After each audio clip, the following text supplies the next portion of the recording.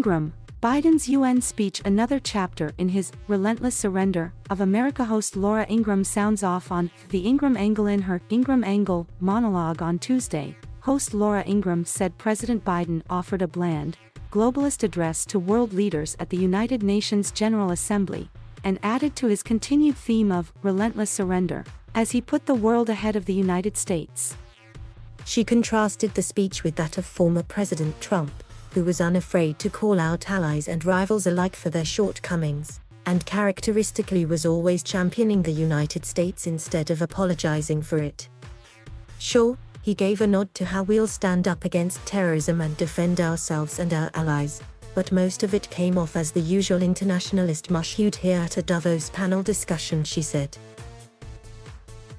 Ingraham added that at one point Biden spoke of lifting people up around the world, a statement that starkly ignored the state of the American citizenry back home, as they suffer through inflation, potential stagflation, high unemployment, and thousands of newly arriving illegal immigrants. 54% of registered voters say the country is heading in the wrong direction, while 41% say it's on the right track.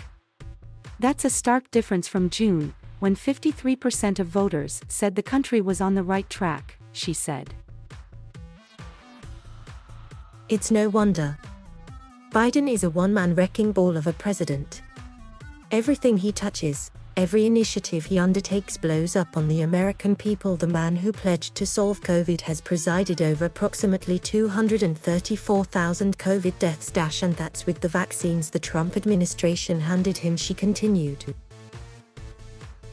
Now, whenever the opportunity presents itself, they resort to threatening, punishing and isolating Americans who weren't convinced by their vaccine lobbying.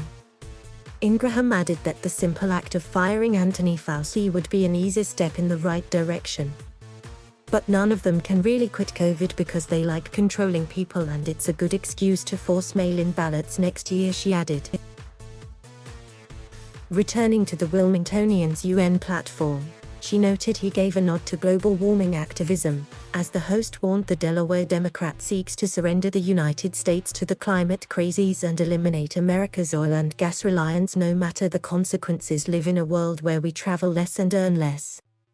Skyrocketing gas prices, inflation, tax hikes, it's all the cost of doing business in Biden's America, she said.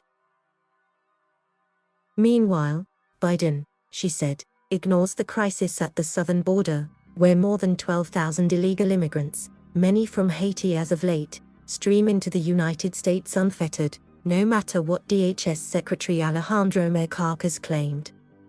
The scenes in Del Rio look like refugee camps in Sudan. Squalor, hunger, children crying, makeshift shelters. Is this what Biden meant by Build Back Better? It's criminal what they are doing. It's all part of Biden's nefarious and purposeful surrender of American sovereignty. But don't you dare ask him about it, she said, pointing to video from earlier in the day of Biden's handlers angrily shooing the press from the room where he was speaking before he utters an additional word.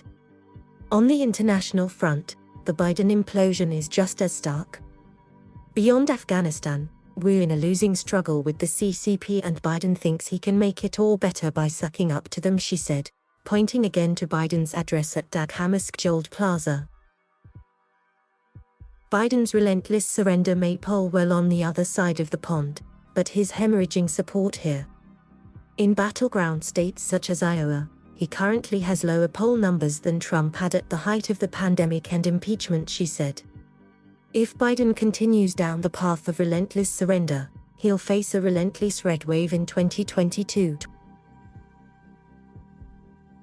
Thank you for watching. Please subscribe,